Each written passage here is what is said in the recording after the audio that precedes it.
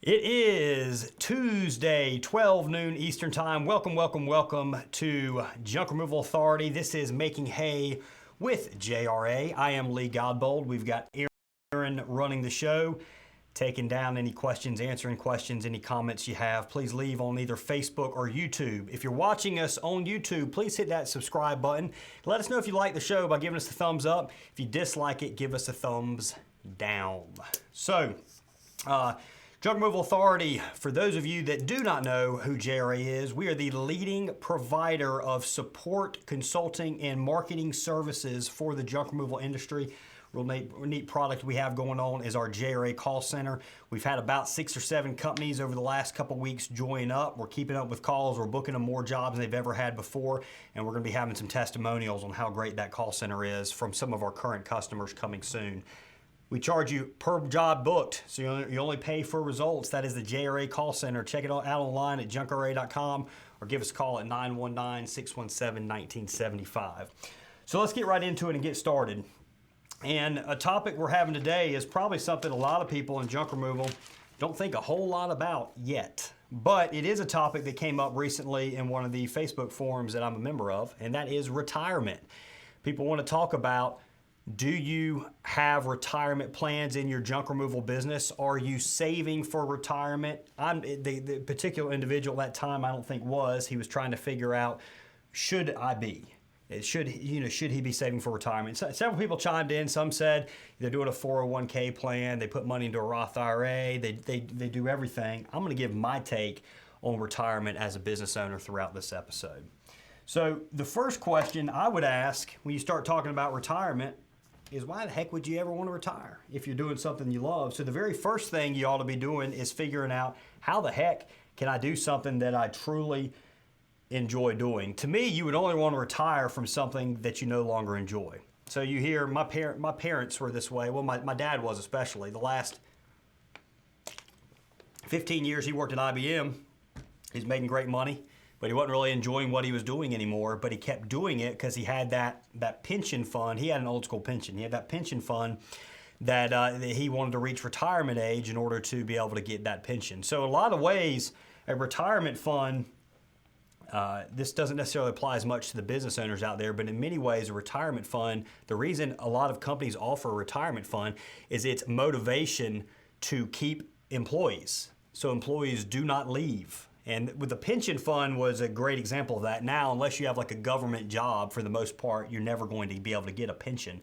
But what they do now is they do a 401k plan. They do it where the employer matches a 401k plan, but you have to be there a certain period of time before you have access to those funds. Again, it's a way to really lock you in. So the question is because most people that watch this are business owners. We don't have very many employees watching this, unless we do have some people that work for somebody else. They're thinking about getting into junk removal.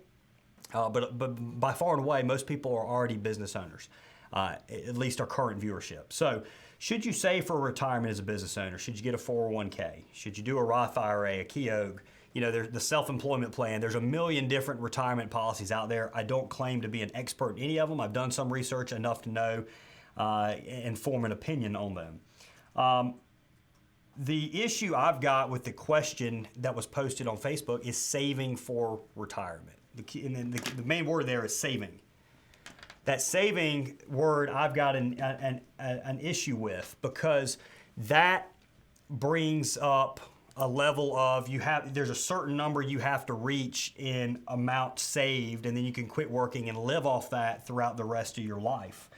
The issue with that is you're going to be worried at some point, if you guys live to be 100 years old, that money could run out. So instead of trying to reach a certain number, if it's $1 million, $5 million, $10 million, some people set it at 200,000, it's far too low. If there's a certain number you're aiming for, then you're basically betting you're only going to live to be 80 or 85, or you're going to be so worried, if I do live to 100, I can only live on X amount of dollars. Instead of saving up money, a certain amount of money, you need to be investing in things that produce an income. That way, once you retire, you've got a set income coming in every year through something passive that you're not necessarily having to work for, and mainly, you're not worried about running dry. So as a business owner, the main thing you've got going for you that can become passive income if you work it correctly is your business. So you should be, instead of investing in a 401k or a Roth IRA or any of that other stuff, you should be taking all excess money and you should be putting it into the big bear, which is your business. Or if it's not a big bear yet, if it's a little cub, you want to build it up to be a big bear. And you need to invest in that thing until it starts puking money out quicker than you can possibly put it back in. At that point, you need to look for a different form of investment. We're going to touch on that some throughout this show here. Aaron, before I continue on, we got any questions at all? No questions yet. Okay, so right now, what are the things in your business you can invest in? The number one most important thing in business, and I don't care, you can do these mastermind groups and people will talk about different odds and ends and reducing expenses and HR stuff, how to motivate team members, all of that's important, but the number one thing in your business is how the hell do I increase the top line? Because if I increase the top line, the bottom line is going to come right on with it. So without sales, guys, you've got nothing. Absolutely nothing in your business without sales. So the very first thing you should be investing in is advertising. You should not worry about on that first customer being profitable. You need profitable work coming in because you have bills to pay, but acquiring a new customer, you need to get to the point where, like an example, junk doctors, we will lose money to get a customer in the funnel. Because we know if we start out with that customer, if we get that customer in our database where we've done work for them, we're going to do such a great job. They're going to come back and they're going to use us again. They're going to refer us to others, and they're going to become a repeat customer. You need to get to that same exact point, and that means you're doing all different types of advertising. When you first get going, unless you have a lot of money saved up, you're going to need to turn a little bit of a profit on that customer, or at least on some of your advertising, those customers need to turn a profit. But you need to be reaching out into every different avenue as you can, as quickly as you can to try and gain customers. That means you're doing Home Advisor. You can be profitable right off the bat on Home Advisor. That means you're doing Google Ads. Google Ads, you can be profitable right off the bat on certain keywords if it's managed correctly and your budget is actually high enough. You have to have a very well... AdWords a lot of times can actually become more profitable the more money you spend, especially if you're paying a management company. So as soon as you're willing to spend more on your monthly ads budget to Google, raise that up if the rest of your numbers are looking correctly or looking good, because as long as the campaign continues to run on the same efficiency level as before, you're going to become more and more profitable because you have that fixed cost of that management fee that is staying steady, and you're making more profit on each job. You've got search engine optimization. That right there might not be profitable right off the bat, but over time it is extremely profitable, even more so than ads. Facebook ads can be profitable in a short period of time. Old-fashioned selling and marketing, that a lot of times takes time to develop. You normally have very little cost other than your time. That's a way to get jobs in. Every single method out there, yard signs, flyers, radio advertisement, TV advertisement, all of it can be profitable long term. You just have to line it up correctly as you grow. You need to always be investing a lot in advertising because that's going to grow your top line. Trucks, you're never going to reach your full potential without the right amount of trucks. Like for example, with junk doctors, we're trying to go to $5 million a year income. Well, I know in order to get $5 million a year income, I need about 17 to 18 trucks. Without the 17 to 18 trucks, we're not going to hit that $5 million a year. Now, that doesn't mean, us sitting here, we're on pace for $3 million. That doesn't mean we go out and we purchase 17 trucks quite yet. But we need to stay ahead of that curve, because what's going to happen is the business is going to start coming in. We don't want to be turning it away because we can't keep up with it. We're actually in the midst of that a little bit right now because we've had a couple trucks go down, and we're waiting on a few trucks that we've ordered to come back in. So you need trucks. You got to have people.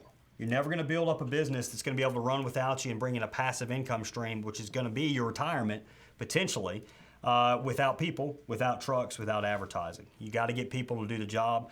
And then one of the things we'll talk about here soon is those people need to be supervisors and managers, some of them as well. You have to have a management structure beneath you that's allowing this company to run without your direct participation every single day. Again, guys, we're trying to get you to the point where you guys can retire whenever you want to retire, partially retire, whatever. The main thing retirement is freedom.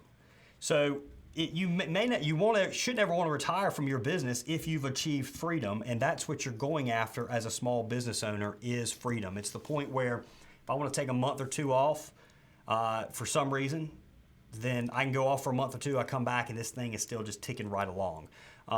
It's being able to work the days you want to work, as much as you want to work. That's what you're going after in business. It is attainable through hard work at the start and just being smart and being investment. That's what you're going after here. We want you where you don't want to retire because you got this reliable income coming in and you're having a fun time doing it. So, building a business up where it just brings in that passive income stream is great. The way to achieve that properly is you actually set your business up to sell. So everything you're doing as you're working on your junk removal business or any small business you have, any service business or any business you have, you need to be building that up to sell. So what is desirable for a potential buyer? If I was going to come in, let me give you an example, dumpsters. We're doing some massive expansion now with different businesses we have. JRA is the main priority, but I could see a year from now we get into dumpsters, and I'm not going to start out a dumpster business from the ground floor.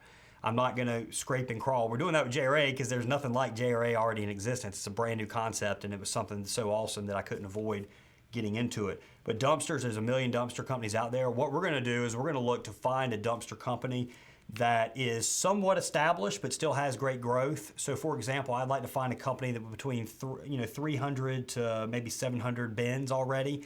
They've got a lot of those bins rented. They're growing some, and I'd like to see the profit statement. And I'd like to see 15% profit margins minimum. 20% plus would be great, but 15% profit margins minimum on a company that's still growing after the business owner's salary has been paid. So if the business owner's the manager, I want to see him at a regular salary, and I want to see about 15%, 10 to 15% margins thereafter.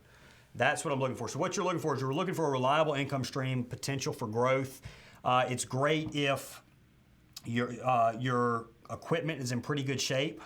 That's something with junk doctors we're trying to improve a little bit right now. We got a lot of stuff being ordered, but they can't give us trucks quick enough. We're ordering them so fast they can't get them quick enough. We're about to solve that problem too. So you're going to need to create systems, put systems in place. So this business has to be able to run without you. So you're going to need to systematize it. We can help you out with that with the JRA business package. You get systems already in place, but you need to have systems in place so everybody knows what they're supposed to do, when they're supposed to do it. You've got to have that management layer together. So eventually you start out with a supervisor, and then you need a GM in place, and it shouldn't be you because we're going after freedom. A general manager is generally not going to have the true freedom that we're trying to accomplish as a business owner, and that you deserve for taking the risk on going out this on and doing this on your own. So you're eventually going to need a GM in place. Beneath that GM is going to need to be a supervisor.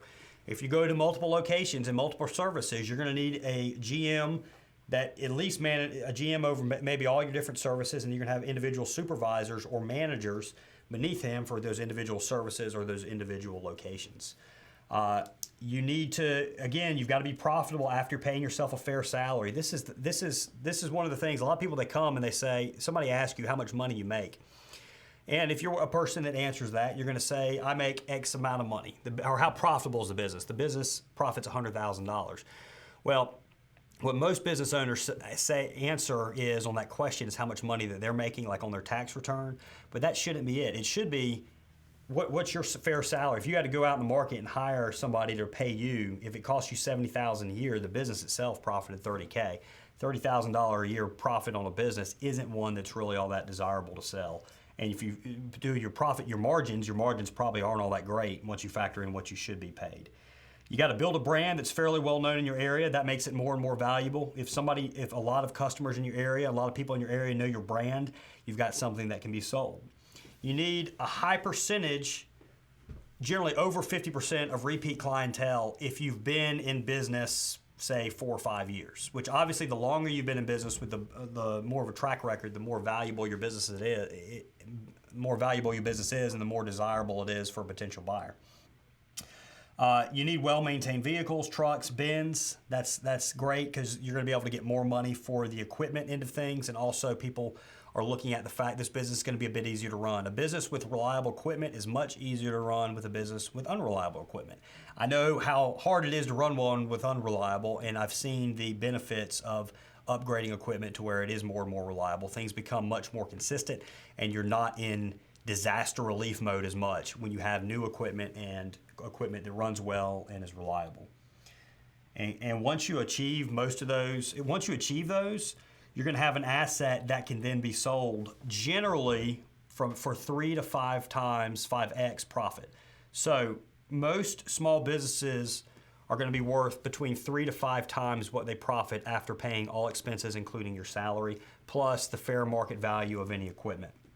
So we just got to do a little bit of math here, guys. If you guys want to get if you guys want to sell your business for $500,000, you're going to need about $125,000 profit per year. That's going to compute your profit margins at 500. Your sales are going to need to be somewhere between $625,000 and $1 million to get $125K profit. The lower your sales, a lot of times, the lower your margins might be. So somebody at needing $1 million in sales to get to $125,000 in profits, probably ultra aggressive on the advertising end. They're getting some of this management structure set up so they can then get to above $1 million in sales. So I would expect once you go over $1 million, your margins begin to increase some. So $625,000 to $1 million in sales will give you that $125K profit. If you want $1 million, you want $1 million to sell your business, you need $250K profit per year. You need 1.6 million or 1.2 to 1.6 million in sales. And if those of you guys want to cash out for $5 million, you need 1.25 million a year profit, and you're going to need about 6.2 million in sales. If you guys are making 1.2 million in profit, why the hell would you ever want to sell anyway for 5 million? But that's what you're going to need to achieve that desirable, that goal you've got of how much you'd want to sell and just cash out for. Junk Doctors, as an example, we are on pace now to hit 3 million this year. We are going to be going for 5 million next year. So we're investing right now to get to that level. Guys, I work on Junk Doctors roughly 5 hours a week. I think about it a bit more. It's mainly strategies, who needs to do what, issues we might be having and how to solve them, and then mainly where we want to go. It's 5 hours a week. I mean, the amount of income I make off that, I could quit everything else that I'm doing now, continue working on Junk Doctors 5 to 10 hours a week, and at 30 years old, live a pretty decent life. From here on out. That's just not me. I enjoy participating, but that's the level of stuff that we've really built up with Junk Doctors. Now, the business needs a bit more for it to truly be sustainable. There's some few things going on with JRA. Me focusing my attention on JRA, I've got a business partner with the way we've got things worked out who's willing to put in 100% on Junk Doctors because he knows JRA is likely going to pay off long term. So we'd have to adjust a few things, but it could be done. Right now at 30 years old, I could have a business that I could work, let's say 20 hours a week on, make a great income. That's like a semi-retirement, and I could have a hell of a lot of fun. That's what you need to be going after. That's freedom that's been attained. That's what you need to be trying to obtain yourself. And there's a hell of a chance you're not going to want to sell at that point because, again, you're not working a tremendous amount. You got a great income coming in. Any questions we got at all, Aaron? So what I want to argue with is that saving for retirement is wrong. Again, there shouldn't be an X amount of number you want to get. It shouldn't be I want to get to $1 million and that's what I'm going to live off of for the remaining 30 years that I live. Instead, because you shouldn't have to cut your lifestyle back during retirement. You see this happen all over the place. Your parents probably did it or are going to do it. Your grandparents probably did it. Or they maintained their lifestyle, which wasn't really all that free, to start with. So whatever your lifestyle is that you get or you desire when you're working, you should be able to maintain that through retirement. The only way you're going to be able to do that is if you can create an income stream from passive investments to allow you to obtain that. It's not going to be from X amount of money saved. Unless you put X amount of money into a stock or a business or whatever that pays a dividend, a consistent dividend, and it's fairly reliable, where you can rely on that income, you really need to obtain a passive income stream to have a great level of freedom. You should not have to worry you're going to outlive your money you have saved. So, and if you sell your business, you need to put it towards an investment that will pay you an income. So we just talked about sitting there selling a business off. If you sell a business off and you get $5 million, you don't want to try and live off that $5 million. That $5 million needs to go in something else. A lot of people start another business, but it needs to go in maybe an existing business. Real estate's where it's at for me. Income producing real estate, apartments, a landfill, maybe transfer station. You already know those industries. That's commercial real estate, something where you can have a fairly reliable income stream coming in. It's a lot easier to budget your lifestyle to your income stream than it is to try and budget living off of X amount of dollars for X amount of years. If you need to keep putting money into whatever it is, whatever investment, passive income, if it's your business, whatever, you need to keep putting money into it until you reach a desired income. I talked about before that case of the race car driver Dale Earnhardt Jr. in a NASCAR race pitting for tires. This was in 2000 in an all-star race. He could have finished second, but he wasn't going to win. He came in, he pitted for tires. He came out in like 7th spot with 5 or 6 laps remaining. He came back up through the field and won the race. He knew he did not have what it took to reach his ultimate goal. He came in and he invested in new tires and an adjustment on his car to get him to the point where he could win. There was a risk that he wasn't going to be able to reach that goal within those 5 or 6 laps, but he knew there was no chance at all he was going to reach it if he didn't take that investment. You need to keep putting money into something until you get that passive income stream till you reach that goal. And then at that point, you can know at that point if you want to retire, you can. If you want to sell your business, you can. If that's not your passive income stream, whatever. But you need that income to support your lifestyle. The larger you build your business, the more passive it becomes eventually. So, and this is completely opposite of what the majority of small business owners think. They think, as I grow my company, it requires more and more effort from me. When you're trying to bust into different levels and your company is on rapid growth, that might be correct. But as you get to a point where your company has become large, you have you have managers in place in different the different parts of your business. You've got a GM overlooking it. You've got somebody in place managing everything that's not you. That business at that point has become fairly easy to run. At that point, or it's at least more free. At that point, your main focus on, all right, is where do we go next? What are some issues we're having? How do we fix it? And then who needs to be responsible for fixing it? And it's generally not going to be, you yourself. So grow businesses large, guys. The larger you grow them, the easier they get to be able to run.